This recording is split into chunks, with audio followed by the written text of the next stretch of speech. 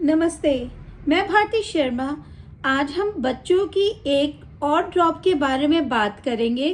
ये ड्रॉप है ओमनाकॉटिल drop. ओमनाकॉटिल drop किस कंपनी की है, इसकी क्या क्या अलग अलग फॉर्म्स हैं, क्या इसका एमआरपी है, इसमें क्या सॉल्ट आता है, इसका यूज़ कहाँ कहाँ पर है, ये कैसे काम करती है, इसका डोज क्या है और क्या क्या इसके साइड इफेक्ट होते हैं इसको लेने के बाद, और कुछ सेफ्टी एडवाइसेस के बारे में हम डिटेल में इस वीडियो में बात करेंगे। ओमनाकॉटिल ड्रॉप ये मैक्लॉयड फार्मास्यूटिकल्स की आती है और इसमें प्रेडनिसोलोन 5 mg आता है। ये 10 ml की ड्रॉप है और इसकी एमआरपी 44 रुपीज है। अब हम इसकी फॉर्म्स की बात करते हैं। ओमनाकॉटिल टैबलेट फॉर्म में भी आती है, सिरप फॉर्म में भी आती है और ये ड्रॉप फॉर्म में भी आती है। इसकी mg 5 mg भी होती है, 10 mg भी होती है और 20 mg भी होती है। अब हम बात करते हैं कि ओमनाकॉटिल क्या है। ओमनाकॉटिल में प्रेडनिसोलोन आता है और ये एक स्टेरॉइड है। ये सूजन में, दर्द में या किसी भी एलर्जिक कंडीशन में दिया जाता है। इसके साथ साथ ये ऑटो इम्यून डिजीज में, स्किन एलर्जिक कंडीशंस में, अस्थमा से रिलेटेड प्रॉब्लम में या हार्मोनल डिसऑर्डर्स में भी इसको दिया जाता है।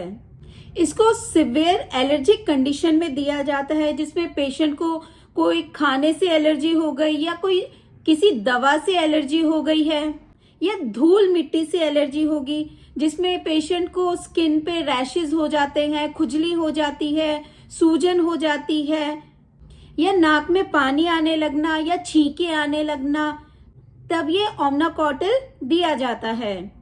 अब हम बात करते हैं ये कैसे काम करती है। ये दर्द को, खुजली को, सूजन को या और कोई एलर्जिक रिएक्शंस को ये कम करती है। अब हम इसकी डोज की बात करते हैं। ये दिन में एक बार लिया जाता है और ये खाना खाने के बाद लिया जाता है। जनरली डॉक्टर इसको ब्रेकफास्ट के बाद देते हैं।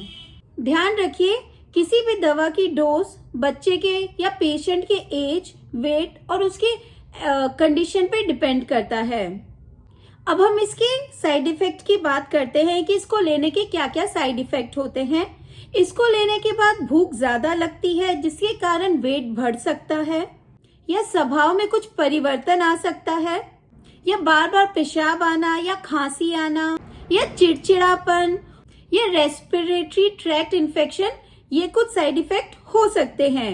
इसके अलावा भी कुछ साइड इफेक्ट हो सकते हैं और ये अगर साइड इफेक्ट बहुत सिवियर है तो आप डॉक्टर से कंसल्ट कर सकते हैं। अब हम कुछ सेफ्टी एडवाइसेस के बारे में बात कर लेते हैं। जिस चीज से आपको एलर्जी है, जैसे कोई फ्रूट खाने से या कोई खाना खाने से आपको एलर्जी है तो वो चीज आप न खाइए। अगर कोई धूल मिट्टी से एलर्जी है तो वहां आप न जाइए, या किसी मेडिसिन से आपको एलर्जी है तो वो आप मेडिसिन ना लें। ध्यान रखिए, आप ज्यादा से ज्यादा पानी पीजिए और जितना डॉक्टर ने आपको इसका डोज और ड्यूरेशन बोला है आप उतना डोज पूरा करिए। आशा करती हूँ आपको मेरा वीडियो पसंद आया होगा और आपको सारी जानकारी मिल गई होगी। धन्यवाद।